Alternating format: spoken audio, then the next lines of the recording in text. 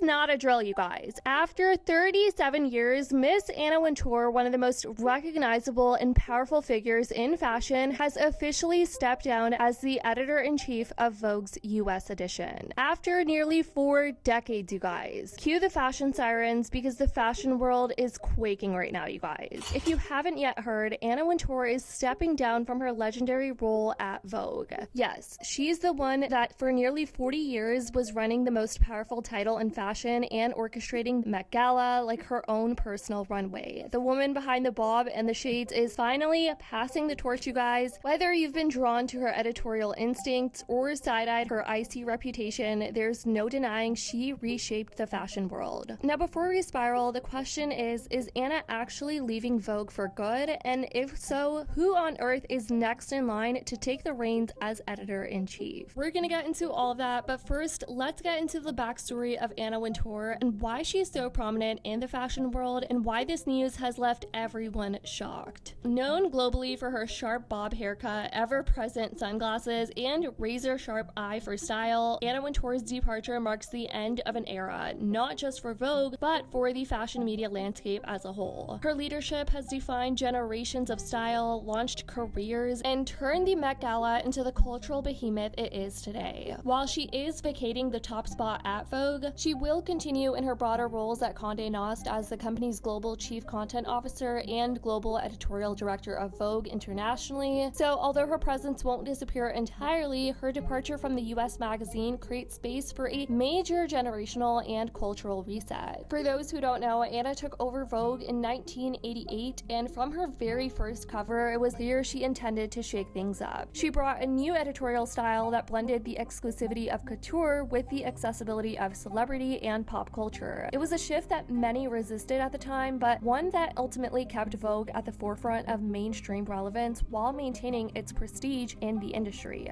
Under her direction, Vogue covers became iconic statements, from Michelle Obama's debut on the cover in 2009 to Rihanna's unforgettable pregnancy reveal to the controversial but culture-defining Kim Kardashian and Kanye West cover in 2014. Anna continuously balanced luxury with public curiosity. She also played a significant role in launching the careers of designers, models, and photographers through initiatives like the CFDA/Vogue Fashion Fund, which has supported emerging talent since 2004. Perhaps one of her most enduring legacies is her transformation of the Met Gala. Originally a charity event for the Costume Institute, Anna helped elevate the annual fundraiser into fashion's most prestigious night, curated themes, enforced dress codes, and ensured A-list attendance, essentially making the gala what it is today, an international spectacle of fashion, culture, and influence. Now, some of you might be wondering, why the exit now? The timing of Anna's transition has raised questions for sure, especially among those closely following the recent criticism surrounding the 2025 Met Gala. Oh no! Look at this. So they. Ooh. Dodgy. Yes, I'm ready. Give me another. No, stop. Oh, give me another umbrella. Now. Another one. Right there. And another. Whoa. And another Need another one. Another umbrella! Excuse me. I need 4 fucking umbrellas. 2 more umbrellas! Right there. 2 more umbrellas! I'm so ready. All right, make a path, everyone. Clear a path! Move! Clear a path here! Clear a path! The event, which carried the theme Superfine Tailoring Black Style, was met with lukewarm reception and described by some as forgettable.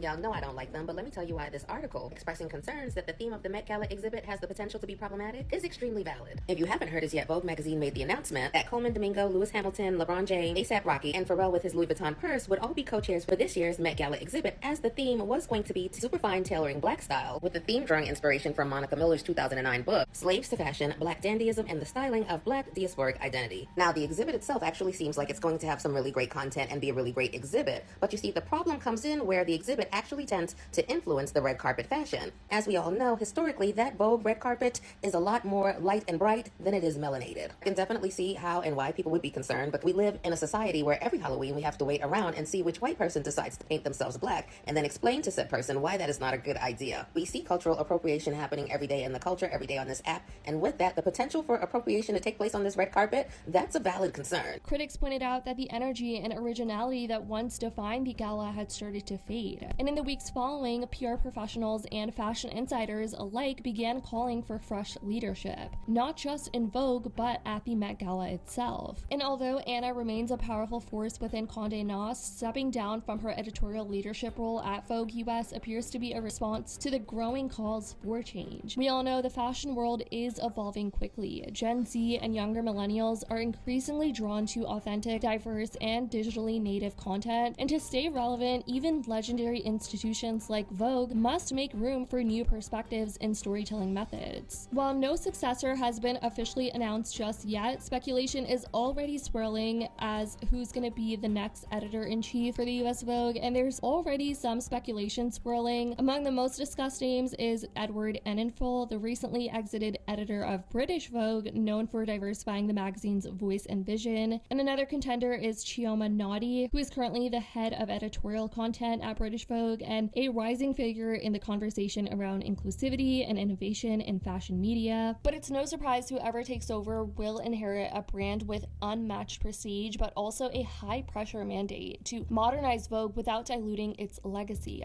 It's not something easy. The next editor-in-chief will need to navigate the complicated terrain of preserving editorial authority while also resonating with an audience increasingly skeptical of traditional media. And the pressure to bring in more inclusive representation, tap into social issues, and embrace digital platforms like TikTok and YouTube is greater than ever. This is so crazy. Like, Anna has kind of been this figurehead for American Vogue for the longest time ever. She even inspired one of the most iconic movie characters of all time in Miranda Priestley, of course, in The Devil Wears Prada. While it was never like explicitly stated, like, seriously, Meryl Streep's character was based off of Anna Wintour. I think this is a really interesting move, and I will be waiting to see who replaces her because it's a huge job, a huge honor, and I think recently American Vogue could use some zhuzhing. So if we're getting a new editor-in-chief, maybe that will breathe some new life into American Vogue. I hate like saying that. I love Anna Wintour. I think she's iconic, but I think American Vogue has kind of not been doing its best, and with a new editor-in-chief, maybe there could be new life brought into it. I think it's also important to note that Anna is 75 years old now. She has long maintained a fiercely private personal life, contrasting sharply with her high-profile role in fashion. She also has a daughter, which is something that I didn't know, to be honest. So, bottom line, Anna's exit from her legendary post as editor-in-chief of Vogue marks the close of a transformative chapter in fashion media history. Though stepping back from the spotlight of the US edition, she remains deeply influential behind the scenes, steering Condé Nast's global content strategy. Meanwhile, looks like Vogue is embarking on a new era. Can't wait to see who replaces her. Let me know your thoughts in the comments down below. I love you guys so much, and as always, I'll see y'all in the next video.